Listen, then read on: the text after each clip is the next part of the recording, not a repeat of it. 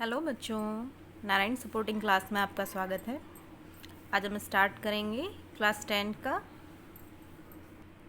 Chapter acid basis and salt. तो first video में मैंने इसकी कुछ बातें बता दी थी। अब आगे से स्टार्ट करते हैं। तो आज हम स्टार्ट करेंगे what happens to an acid और a base in a water solution. Water solution में एसिड और बेस की क्या क्रिया होती है।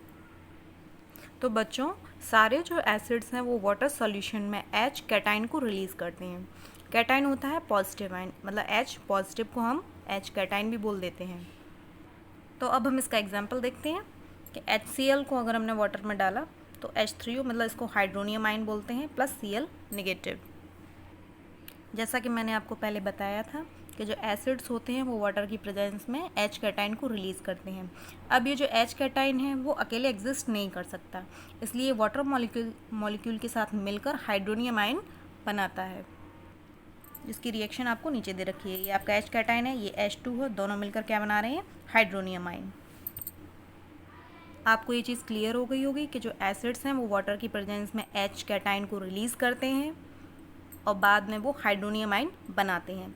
इसी तरह बेसिस में क्या होता है, जो बेसिस हैं वो OH एनाइन को रिलीज़ करते हैं। एनाइन का मतलब ये है कि उस पर नेगेटिव चार्ज होता है। अब देखिए NaOH, हाइड्रोजन में क्या बना, H पॉजिटिव और OH नेगेटिव। इसी तरह पोटेशियम हाइड्रोक्साइड को देखते हैं कि वो भी OH आयन को रिलीज़ कर रहा है। इसी तरह से मैग्नीशियम हाइड्रोक्साइड को देखते हैं तो वो भी OH को रिलीज़ कर रहा है, नेगेटिव। अच्छा, तो बेसिस जो होते हैं वो वाटर की प्रेजेंस में OH एनाइन को रिलीज़ करते हैं। जो बेसिस वाटर में सॉल्युबल होते हैं उनको हम एल्कलीज बोलते हैं। ये लिखा है आपका एल्कलीज।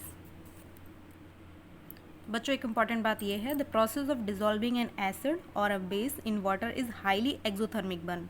जो प्रोसेस होती है एसिड और बेस में वाटर मिलाने की, उसमें बहुत ही ज़्यादा हीट रिलीज़ होती है, इसलिए उसको हम क्या बोलते हैं, एक्सोथर्मिक।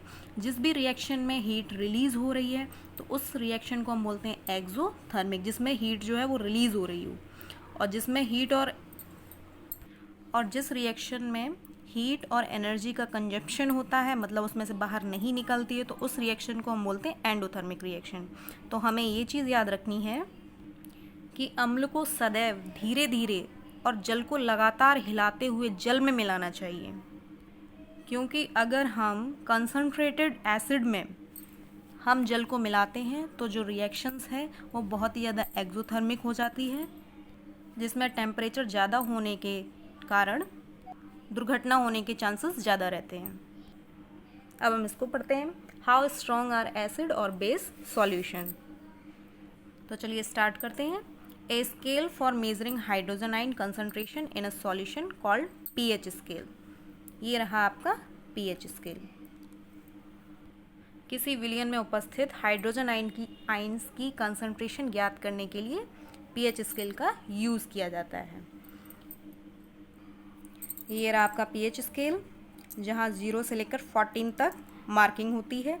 7 जो है वो आपका न्यूट्रल होता है। जैसे जैसे हम इधर बढ़ते हैं वैसे उनकी जो बेसिक जो नेचर होता है वो इंक्रीज़ होता रहता है। जैसे जैसे हम इधर जाते हैं वैसे जो एसिडिक नेचर होता है वो इंक्रीज़ होता है। अगर किसी सॉल्यूशन का मान 7 से कम हो, 7 से कम हो, तो वो किस नेचर का हो जाएगा, एसिडिक नेचर का हो जाएगा। अगर किसी विलयन का मान 7 से ज़्यादा हो तो वो आपका किस नेचर का हो जाएगा, बेसिक नेचर का हो जाएगा। और जो 7 है, 7 आपका न्यूट्रल होता है। जैसे जैसे हम इधर इंक्रीज़ करते हैं वैसे वैसे H कैटाइन की जो कंसनट्रेशन होती है वो बढ़ती जाती है। जैसे जैसे हम इधर इंक्रीज़ करते हैं तो OH एनाइन की जो कंसनट्रेशन है वो बढ़ती जाती है। तो बच्चों, यहाँ पे हमें ये चीज़ पता चलती है, जो सॉल्यूशन, कोई भी सॉल्यूशन है, जितने ज़्यादा H आयन को रिलीज़ करता है वो उतने ही ज़्यादा एसिडिक नेचर का होता है। इसी तरह से कोई सॉल्यूशन अगर जितने ज़्यादा OH आयन को रिलीज़ कर रहा है तो वो उतने ही ज़्यादा बेसिक नेचर का होता है। अब इस डायग्राम में देखिए कुछ सब्सटेंस है जिनका पीएच दे रखा है। जैसे आपका गैस्ट्रिक जूस है जिसका है 1.2, ये आपका स्टमक में रिलीज़ होता है गैस्ट्रिक जूस। ये आपका लेमन जूस है 2.2 है, जिसका ये प्योर वाटर है, या ब्लड मान लो आप, ब्लड का भी न्यूट्रल ही होता है 7.4। इसी तरह से प्योर वाटर का भी। ये आपका मिल्क ऑफ मैग्नीशिया, जिसका ये क्षारीय होता है, जिसका 10 है पीएच मान। ये आपका सोडियम हाइड्रोक्साइड है जिसका 14 है।